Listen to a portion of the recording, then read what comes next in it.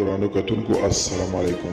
زه محمد سلمان همدرد د حق غږ پښتو چینل خبري لنډیز کې ستاسو قربا اوس تاسو په امر اړوند د مهمو خبرونو لنډیز له طالبانو سره د افغانستان د مذاکره کوونکي پلاوي مشر معصوم ستانکزي په خپل ټویټر باندې طالبانو ته په اشاره لیکلي که طالبان په بېرحمانه ډول د افغانانو د وژلو پای ته ژمن وي باید هر څه ژر ورباندې وکړي او د افغانانو غاړې ته د دښمن د ورسېدلو لاسونه لنډ کړي.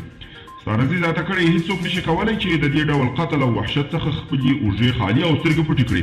د هغه په وینا د افغانانو او خدای پر وړاندې یوه لویه ازموینه ده.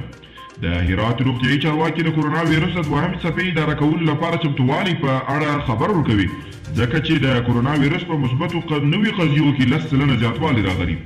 جرمني کې د کرونا مثبتو پیښو له زیاتېدو وروسته نوي محدودیتونه وضع شوي.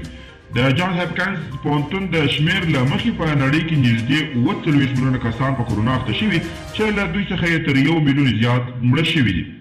ایران کې د عربو د جلا غوښتونکو غورځنګ پخوانی مشر ونیول شو.